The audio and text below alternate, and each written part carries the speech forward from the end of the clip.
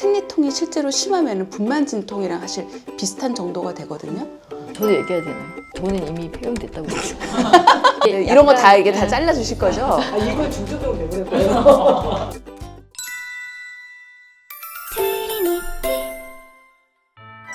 생리통으로 병원을 가면 어떤 치료를 받게 되나요? 해줄 것들이 많죠. 그쵸. 우선은 생리통의 원인이 많기 때문에 원인이 뭔지를 찾아내는 게 중요하고 그 원인을 어떻게 해결할지 방법도 다양하기 때문에 그쵸. 일단 병원에 오셔서 방법을 찾아봐야 돼요. 보통 병원 오시는 분들은 생리통 있을 때 쉬어야 된다, 뭐 찜질한다, 진통제 이런 거는 다 알고 약도 먹고 그러고 오시는 건데 생리통이 심하다로 상담을 원하시는 분들은 내가 약을 먹었는데 효과가 좀 부족하다라고 느꼈거나 그러면 매달 아프겠고 계속 점점 아파지기 때문에 이게 걱정된다. 사실 이 정도 되면 병원 오시는 것 같긴 해요. 통증이 점점 심해지고 그렇죠. 진통제 양이 점점 늘어가고 그러면 그때서야 병원에 오시죠. 그렇죠, 그렇죠. 진통제는 계속 먹어도 되나요? 생리할 때 드시는 진통제는 뭐 아주 많은 양이 아니어도 대부분 가라앉고 그리고 어쩌다 한 달에 한 번씩 드시는 거니까 그 정도는 괜찮습니다. 그거 물어보시는 분들은 보통은 아픈데 약을 안 먹고 참고 유튜브를 검색하시는 분인 것 같아요. 근데 이제 보통은 아프면 약을 먹고 이걸 나아야 된다 생각을 할 수 있는데 웬만하면 약 안 먹고 이걸 좀 버텨보겠다. 이렇게 강한 의지를 갖고 있는 분들이 많은. 맞아요. 첫날, 두 번째 날 그때가 제일 심하니까 하루에 2번 또는 3번 먹는 양으로 문제가 되는 경우가 거의 없죠. 생리통으로 병원을 가는 건 조금 과한 게 아닐까요? 실제로 이제 병원 오시는 분들 보면은 약을 먹어서 반응이 없는 게 아니고 약을 너무 늦게 먹거나 약을 너무 조금 먹거나 하루에 3번 먹는 약을 한 번만 먹어. 그날 아침부터 아플 것 같으면 그날 아침 딱 먹어야 되는데 그날 저녁이나 밤까지 끙끙 앓다가 먹으면 그러면 효과 없다고 생각을 하는 거죠. 생리통은 누구나 겪는 건데 내가 병원에 가면 나만 못 참나? 나만 좀 유별난가? 나만 자궁이 약한가? 뭐 이런 생각을 하기 때문에 그래서 병원 가는 걸 좀 꺼려 하시는 분들이 있어요. 그렇죠.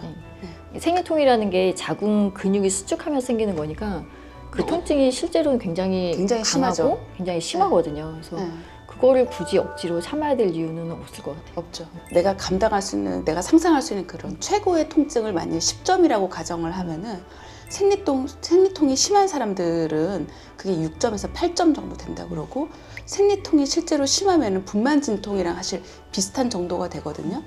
그러니까 이건 굉장히 심각한 건데 맨날 이러는 건데 이걸 꼭 이렇게 유난을 떠냐 그런 얘기 하는 사람들 엄마가 그러는 건 아닐 것 같고 생리통은 굉장히 심각한 질병이다.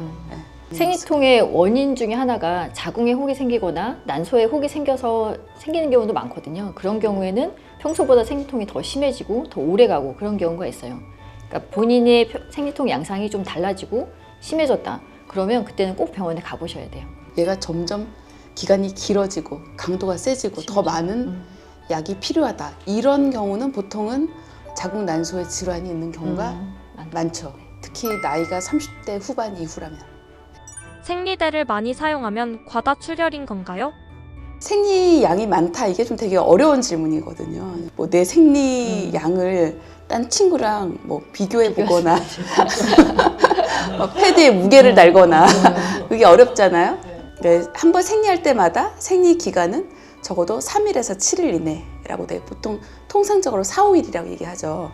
그리고 그 기간 또 나오는 그 생리혈을 다 모으면은 그 양이 보통 한 50에서 80cc 정도. 우리 작은 요구르트 병 있죠. 그 한 병 정도의 출혈이라고. 그걸 며칠 나눠서 하는 거니까 생각보다 원래는 그렇게 많지는 않은 거거든요. 그러니까 생리대를 뭐 금방 가는 사람이 있고 조금 큰 거를 뭐 그냥 이따금씩 쓰는 분들이 있고 중형 생리대를 사용한다고 하면은 하루에 5, 6개 정도 쓰는 거는 그쵸. 거기까지는 괜찮을 것 같고 네. 덩어리진 피가 나온다. 아니면은 큰 생리대를 써도 자주 옷을 버리고 혈이 넘친다. 이런 분들은 생리과다가 거의 있다고. 예. 그리고 양이 늘어난다. 그럼 결국 생리과다죠. 자궁 근종, 뭐 자궁 내막증 가능성이 굉장히 높죠. 네. 피임약을 오래 먹으면 임신을 못한다는데 사실인가요? 피임약은 원래 오래 드시는 약이고 원래 오래 드셔도 상관없거든요. 그리고 좀 오래 드시더라도 피임약을 중단하고 나면 대부분 한 6개월 안에는 80% 정도 임신력이 다 원래대로 돌아오거든요. 약을 얼마나 먹는지는 크게 걱정 안 하셔도 되고 네, 약을 중단하면 다시 임신할 수 있습니다. 걱정 안 하셔도 돼요. 원장님만의 피임 방법이 따로 있을까요? 저는 카일리나라는 루프를 사용을 하고 있거든요. 굉장히 몸도 가뿐하고 이제 생리를 언제 하는지 안 하는지 그렇게 크게 신경을 안 써도 되게 프리하게 살고 있습니다. 저도 얘기해야 되나요? 저는 이미 폐경됐다고 전 이미 여러 번 얘기했는데 뭐라고 그걸 또 얘기하고 넘어가면 될 저는 피임이 거예요. 필요 없습니다. 그러고 넘어가. 네. 미레나와 카일리나의 차이점이 뭔가요? 미레나의 캐주얼 버전이 카일리나라고 카일리나죠. 하시면 돼요. 호르몬도 적고 크기도 작고 그래서 효과도 적고 부작용도 적고. 그렇죠. 그러니까 미레나는 호르몬 양이 많이 들어있어서 생리량이 많고 생리통이 심하고 이런 증상들을 컨트롤하는 게 더 효과적이고요. 카일리나는 호르몬 양이 적게 들어있어서 그런 미레나만큼 효과가 강력하진 않아요. 근데 대신 나는 생리통이 별로 심하진 않고 피임을 더 잘하고 싶어. 이제 그런 분들은 카일리나 정도의 호르몬만 있어도 충분하거든요. 그러면 카일리나가 더 비싸요. 그게 신제품이거든요. 네, 그게 최근에 나온 신제품이거든요. 브랜드. 미레나랑 카일리나에 대해서 딱 얘기하고 싶은 게 53이랑 19.5라는 숫자가 있죠. 예. 들어있는 성분은 똑같은데 미레나 나온 지 한 30년 넘지 않았어요. 그쵸, 오래됐죠. 그렇죠. 예, 미레나는 사실은 뭐 굉장히 오랫동안 딱 이렇게 확립이 돼 있는 약이라고 할 수 그쵸. 있죠. 전 세계적으로 다 쓰이는 다 거고. 쓰이고. 네. 카일리나 론치한 지 한 5년 안 됐을 것 같아요. 국내에 들어온 지. PM 효과가 5년보다 뭐 6년인 줄 알았더니 이제 PM 효과가 8년이다, 미레나가. 이제 미국에서 8년이다까지 더 늘어났고, 처음에는 자궁근종이 줄어드는 것까지는 몰랐는데 자궁성근증, 자궁근종의 효과가 확실히 있다. 생리과다랑 생리통에 치료적 효과가 있다. 그래서 사실은 제가 말씀드린 이런 효과 쪽으로 다 건강보험 적용되는 그런 인디케이션을 다 받았죠. 출산을 마치거나 이렇게 생리 증상이 심하거나 부인과 질환이 있는 쪽으로 딱 포지셔닝을 시키고, 카일리나는 이거보다 조금 더 라이트한 버전으로 PM 단독 적응증을 위해서 호르몬 용량을 한 3분의 1 정도로 확 줄인, 하지만 기간은 똑같이 5년이 5년 동안. 장기간 커버되는 그런 걸 만든 거죠. 미레나 시술을 하면 살이 찐다던데 카일리나도 살이 찌나요? 있어요. 호르몬 자체의 그 특성이 있기 때문에. 그런데 미레나만큼은 아니에요. 근데 카일리나도 약간 넣고 나면 약간 살이 찌거나 몸이 좀 붓거나 이런 부작용들이 좀 있긴 하죠. 그렇죠. 저는 그냥 뭐 먹는 걸 잘 먹어서 살이 찌요. 네, 평소에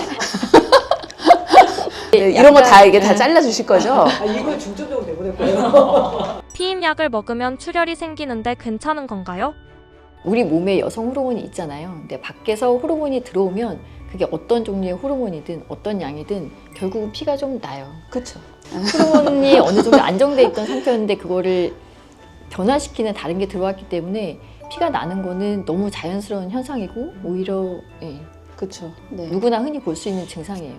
피임약의 가장 큰 부작용은 뭔가요? PM 실패?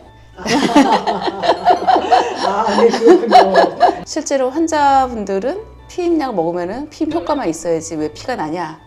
그 출혈에 대한 공포가 굉장히 심해서 그렇죠. 어떤 분들은 피임약 먹고 얼마 없어서 피가 나면 놀래서 약을 끊는 거예요. 그러면 며칠은 또 피가 안 나요. 그러면 다시 약을 먹어요. 그러면 또 다시 피가 나죠. 계속 그걸 반복하는 거예요. 그럴 때는 이제 일단 안심을 시켜주고 피가 나더라도 걱정하지 말고 그냥 계속 드시라. 그게 제일 중요해요. 자궁근종이 커지지 않고 증상이 없으면 병원엔 안 가도 되나요? 네. 일단 자궁근종은 증상이 없는 경우가 굉장히 많거든요. 그래서 증상이 없으니까 나는 그냥 이래도 괜찮은가 보다 이렇게 사시는 분들이 있는데 그러다가 몇 년 지나서 갑자기 자궁근종이 확 커지고 그치. 없던 증상이 생기고 그래서 그제서야 오시는 분들이 있어요. 그래서 자궁근종은 한번 있다고 얘기를 들으시면 매년 정기적으로 체크를 하시는 게 제일 좋아요. 그러면 가장 큰 게 어느 정도 될까요? 가장 큰 게 거의 20cm 되는 경우도 있죠. 정말? 네, 농구공만한 정도도 있죠. 그걸 모르는 거예요? 네, 네, 배꼽까지 이제 혹이 올라오고 이렇게 손으로 이렇게 딱 이렇게 만져 보면은 자기는 이게 그냥 아랫배가 나오는 줄 알았다. 배 나온 줄 알았다. 원래 이랬으니까 이게 근종이 처음에 갑자기 이만한 게 한 번에 짠 하고 생기는 건 아니잖아요. 이 작은 씨앗에서 시작을 했을 텐데 얘가 이렇게 되고 어느 순간 아랫배가 뭔가 좀 누워 있는데 딱딱한 것 같은데 얘는 항상 딱딱하니까 설마 별일 있겠어. 이게 설마가 사람 잡아가지고 증상이 없어도 매년 초음파 검사를 받자. 병원은 어디로 가는 게 좋을까요? 병원은 우리 병원 일단 저희 병원으로 오셔야죠. 뭐 치료 방법이 여러 가지가 있는데 뭐 보통은 자궁근종 하면은 예전에는 그냥 수술. 그러니까 모든 자궁근종의 치료가 수술을 해 말어. 그리고 수술할 거 아니면은 그냥 있는 거다. 그게 되게 큰 고정관념인데 요즘 환자분들은 굉장히 유식하시기 때문에 뭐 약물도 있고 뭐 할프도 있고 뭐 색전술 뭐 용해술 뭐 이런 것도 있고 수술이 뭐 이제는 개복하지 않고 어디는 가면 뭐 복강경 되게 바삭하시거든요. 그러니까 그 중에서 적당한 시기에 잘 선택을 하시면 되죠. 자궁 근종은 근종만 도려내는 수술도 있거든요. 근데 성근증은 그런 수술 자체도 없어요. 그래서 성근증이 있고 증상이 있는 분들은 그렇죠. 예전에는 다 자궁을 통째로 다 제거를 맞아요. 했어요. 맞아요. 그거 밖에 방법이 없었으니까. 근데 지금은 그거 말고도 자궁을 보존하면서 할 수 있는 치료 방법들이 많으니까 네. 그런 방법들을 찾아보시면 좋죠. 대학병원에 가야 되는 거 아닌가요? 일단 저희 병원 장비를 좀 보여드려야 될 것 같아요. 예. 저희는 거의 대학병원 못지않은 장비들을 다 갖고 있고 예, 대학병원에 가야 되는 케이스는 저희가 또 거기서만 치료받을 수 있는 것들은 또 의뢰를 드리니까 그렇죠. 네. 네. 그래서 뭐 저희 병원 온다고 여기서 뭐 무조건 여기서 끝을 내야 되는 거는 아니고 병원을 못 가는 게 이슈는 아닌 것 같고 병원을 안 가는 게 이슈인 것 같아요. 우선 저희 병원에 오시는 분들은 40, 50대인 분들이 많은데 대부분 그 나이대 분들은 자기보다 가족을 돌보느라고 주변 사람을 돌보느라고 많은 시간과 노력을 들이시거든요. 이제 새해가 되면 또 한 살 더 나이 먹잖아요. 이제는 본인의 몸을 챙기고 본인을 스스로 더 아끼는 해가 됐으면 좋겠습니다. 여자가 행복하고 네, 건강하려면 1년에 한 번 산부인과에 꼭 내원해 주시길 바랍니다.